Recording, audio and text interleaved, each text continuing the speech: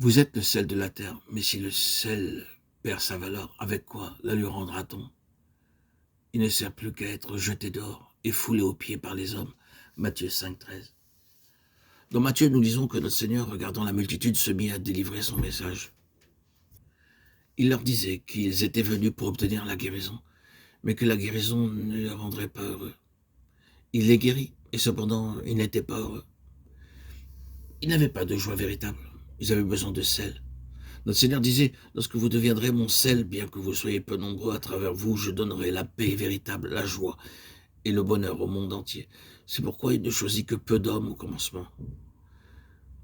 Il ne demanda jamais à la multitude de le suivre, mais il dit à quelques hommes choisis, suivez-moi, et je ferai de vous le sel de la terre. Le sel doit être purifié avant son utilisation. Le sel était obtenu en Israël depuis les eaux de la mer morte. Il devait être purifié avant de se servir pour la cuisine. Plusieurs étapes sont mentionnées dans Matthieu 5, 3 à 12. Ceux qui suivent le Seigneur doivent passer par ces étapes, alors seulement ils peuvent devenir le vrai sel. Aujourd'hui, nous rencontrons partout tristesse, souffrance et malheur. La vie des hommes est comme du sel sans saveur. Lorsque le sel est raffiné, il est séparé en deux parties. L'une a de la saveur, l'autre est sans saveur.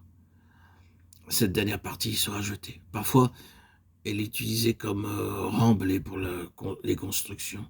Le sel qui a perdu sa saveur est inutile. Il n'est même pas utile pour les arbres, les hommes ou les oiseaux. Notre Seigneur désire que nous soyons le bon sel apportant une saveur et une joie nouvelle en beaucoup de vies.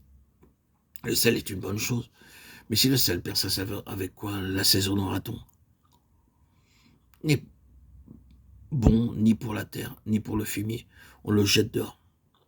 Que celui qui a des oreilles pour entendre, entende. Luc 14, 34, 35. Le Seigneur parle ici du sel qui a perdu sa saveur. Alors qu'il voyait les multitudes venir à lui, il comparait la vie d'un pêcheur au sel ayant perdu sa saveur. Il voyait deux sortes de personnes. D'un côté, un très petit groupe pouvant être appelé le sel, d'un autre, un groupe important, peut-être plus de 5 personnes, pouvant être appelé le sel ayant perdu sa saveur. Le bon sel était en très petite quantité, une poignée de disciples qui le suivaient. Les autres aimaient voir des miracles et manger les pains et les poissons. Le Seigneur les comparait à du sel ayant perdu sa saveur. Les pourceaux sont le refuge de tas d'insectes. Notre Seigneur dit que le sel sans saveur n'est pas même utile aux pourceaux. Le sel sans saveur est inutile et doit être jeté quelque part. Telle est la condition d'une personne perdue. Si vous ne pouvez pas dire véritablement que le Seigneur a pardonné vos péchés, ôté votre souillure et vous a donné une nouvelle nature divine, vous êtes comme le sel sans saveur. Peu importe qui vous êtes inutile. Votre séjour sur la terre n'est qu'un fardeau.